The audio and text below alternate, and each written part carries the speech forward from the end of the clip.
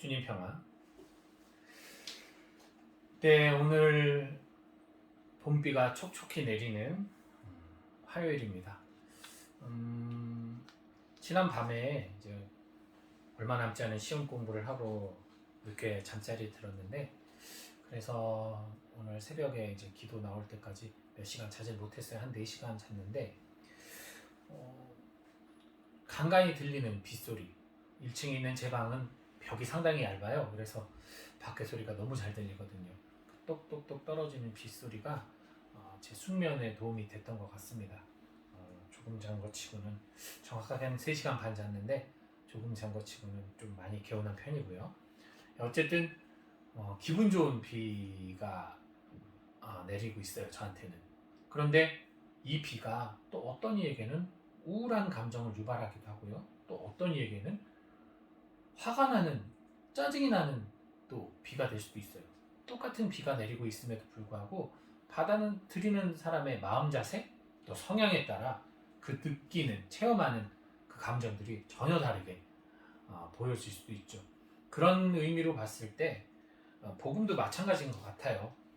여러 사람한테 복음을 강의하거나 강론할 때 나 한 사람의 이야기, 그것이 코드가 맞는 사람들은 그것이 기쁨이 될 수도 있겠지만 어떤 사람에게는 그것이 구속과 속박이 될 수도 있고 또 어떤 사람에게는 듣기 힘든 그러한 불편한 혹은 무의미한 이야기가 될 수도 있을 것 같아요.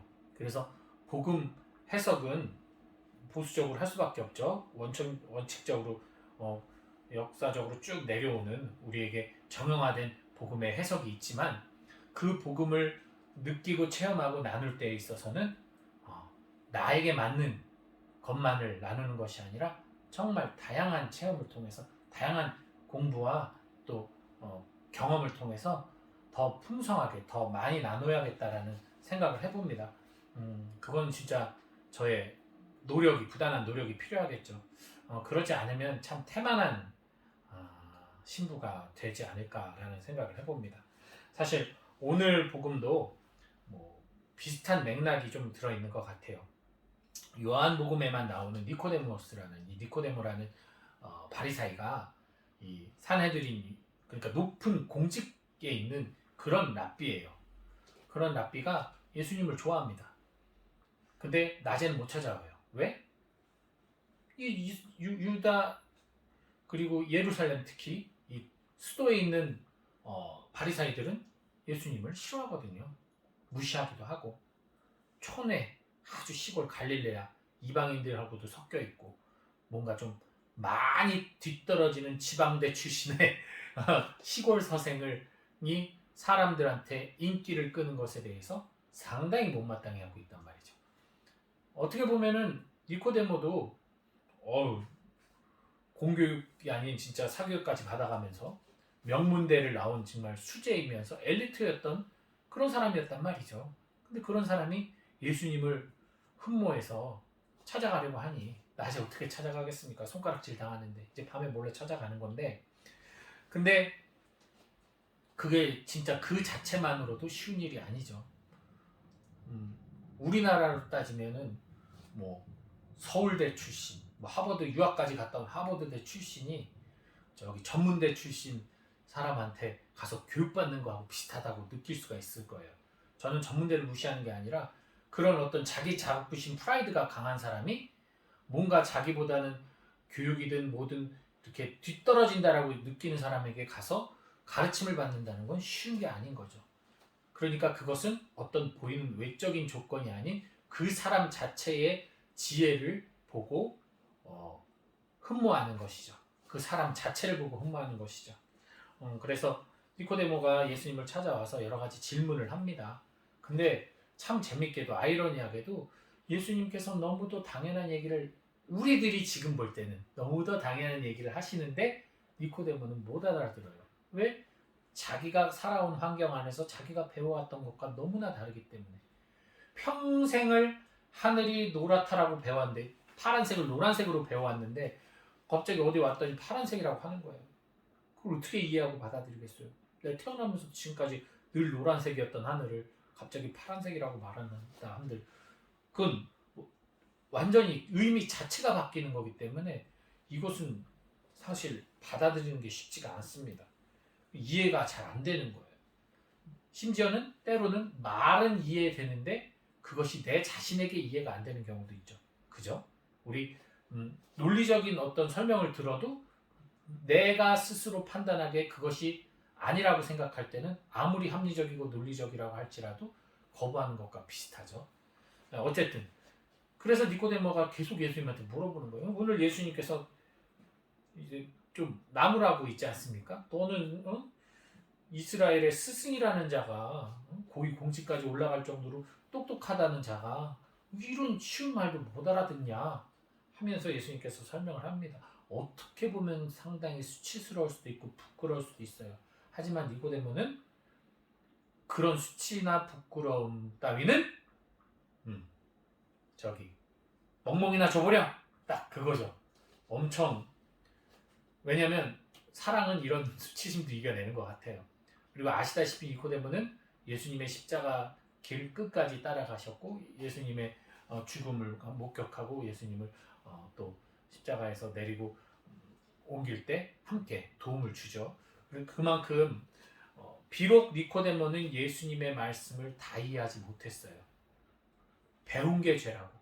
이게 배운 게 죄라고 자기가 알고 있는 것과 너무나도 판이하게 다른 사실, 자기가 평생 믿어온 신념과 너무나도 다른 사실에 대해서 쉽게 받아들이진 못했습니다. 하지만 그럼에도 불구하고 그러한 부족함에도 불구하고 그는 끝까지 예수님 뒤를 따랐고 예수님의 제자가 됐고 결국 나중에 성인이 되시죠. 어쨌든 그 니코데모의 모습을 볼 때 이 구리뱀이 좀 더 명확하게 선명하게 보여지는 것 같습니다. 모세가 구리뱀을 광야에서 들어 올렸을 때 거기 있는 사람들이 저걸 보면은 난 살아날 거야 라는 확신을 가지고 쳐다본 게 아니에요. 아시다시피 거기에 모세가 구리뱀을 쳐다봐라! 이걸 보면 너희가 살 것이다! 외치질 않았어요. 그냥 구리뱀을 만들어서 쳐다보라고 들어 올리기만 했습니다. 그런데 생각을 해보십시오. 여러분도 어떤 심각한 고민에 빠져 있거나 내 어떤 고통의 막 상황에 있을 때 어떻습니까? 옆에서 누가 말을 걸어도 못 들어요. 그죠? 못 들어요. 그래서 야 하고 뭐 쳐야 뭐 왜? 이러면서 쳐다보잖아요. 그만큼 지금 죽음의 고통에 불뱀에 물려가지고 죽음의 고통에 있는데 그게 보였겠냐고요. 그래서 대부분은 그걸 보지 못하고 죽는 건데 그럼에도 불구하고 그걸 들어서 불뱀을 쳐다봐라는 소리를 들어서 쳐다본 사람은 살았다는 거예요. 그들이 막 엄청난 믿음으로 뭐 나는 100% 하느님을 믿기 때문에 하느님께서 나를 살리실 거야 해서 쳐다본 게 아니라는 거죠. 그 고통의 순간에서 이제 다시는 더 이상 아무것도 할 수 없다는 것을 알고 포기하려는 그런 자신의 힘, 능력 내려놓은 상황에서 이제 의지할 곳을 찾다가 구리뱀을 쳐다보고 구원을 받은 거란 말이죠. 완전한 어떤 확신과 믿음이 아닌 어떻게 보면 하느님의 뜻에 의해서 구원을 받은 건데 이거는 뭐 너무나 당연한 거예요. 예를 들어서 아시다시피 물에 빠졌을 때 수영 잘하는 사람들이 인명구조대가 막 허우적하고 난리치는 사람 가서 구하지 않아요. 아시죠? 그랬다가는 죽습니다. 막 머리채 잡고 다리 붙잡고 팔 붙잡고 같이 죽어요. 막 꼬르륵 하면서. 그러기 때문에 어떡합니까? 몇 번 물에 들어갔다 나갔다 하면서 물 좀 먹고 완전히 이제 파김치돼서 죽기 직전에 이렇게 구해서 데리고 나와서 인공호흡을 하죠. 그래야 둘 다 사는 길이잖아요. 마찬가지예요. 내가 살려고 발버둥 치고 하는 사람들 막 내가 지금 불뱀 물려서 막 묻고 어떻게든 뭐 찾고 막 난리를 치는 사람들은 오히려 죽음에 더 가까워지고 그것이 아니라 내가 이제는 더 이상 내가 할 수 있는 것이 없구나. 내가 하느님의 자비에는 볼 것이 없다. 희망할 것이 없다라고 한 사람에게는 주님의 목소리가 들렸다는 거죠. 구리뱀을 들어올리는 그 선포의 소리가 들렸어요. 그래서 쳐다보고 구원을 받은 거란 말이에요. 니코데모도 어떻게 보면 그런 의미입니다. 예수님의 말씀을 이해하지 못했지만 예수님을 따랐고 예수님의 십자가를 끊임없이 바라본 거죠. 그리고 이것은 지금 수천 년이 지난 오늘날에도 우리는 구리뱀 예수님, 저 십자가가 구리뱀 아니겠습니까? 끊임없이 십자가를 바라보면서 우리도 다시 죽음에서 생명으로 옮겨갈 수 있는 은총을 또 받고 있습니다. 근데 이제 문제가 있어요. 바로 우리가 죄의 고통에 있을 때 십자가를 바라봐야 되는데 그렇지 않는 경우가 많아요. 왜? 이게 심리적인 건데요. 뭔가 이 죄나 고통이 있을 때 그게 나를 향해 가면 이게 이제 문제가 되는 거예요. 이러면 이제 귀가 닫혀요. 보통 남에게 책임을 전가하고 남에게 분노하고 남에게 손가락질하고 하는 사람들 있죠. 그 사람들은 자기에게 자기 스스로 엄청나게 고통을 주는 사람이에요. 자기를 괴롭히는 사람인 거예요. 그러니까 너무 고통스러우니까 남에게 공격적인 태도를 보이는 거거든요.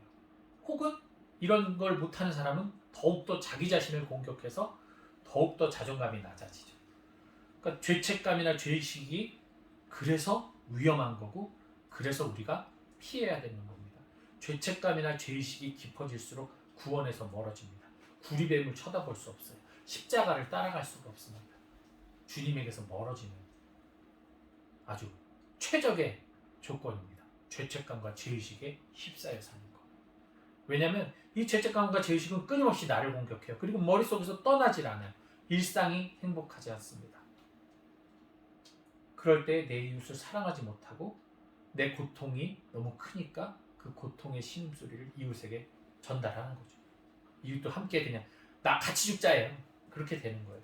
그래서 이 죄책감과 죄의식을 내려놓는 것, 즉 회개의 삶을 살아가는 것이 우리에겐 매우 중요합니다. 오늘도 주님께서는 십자가를 통해 생명 살리시는 구리뱀으로 우리에게 당신을 보여주고 계세요. 그렇다면 이제 그 십자가를 보고 회개를 하여 다시 생명을 얻었다면 어떻게 살아야 되겠습니까? 그 생명을 유지하고 하기 위해서 노력해야겠죠.